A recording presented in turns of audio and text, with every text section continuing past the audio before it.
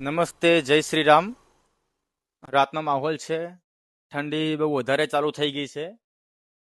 તો રાત્રે નીકળવાનું કારણ એક જ છે કે આપણે ઘરમાં સૂતા હોઈએ તો પણ આપણને ઠંડી લાગતી હોય છે.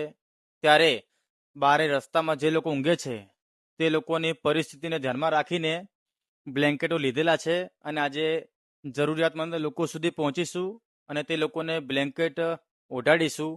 તમે બધાએ મને આગળ પણ સપોર્ટ કર્યો છે, તેઓને તેવો સપોર્ટ કરતા રહેજો પ્લીઝ. થેન્ક યુ, ધન્યવાદ. ऐसा काम करो, 200 रुपया रोज निकाल के चले जाओ। जब सर्दी आवे ना तो उसके 50 कंबल खरीद लिए। जो रोड में सोते हैं उनको रात में उड़ाया है, कोई जान नहीं पाया।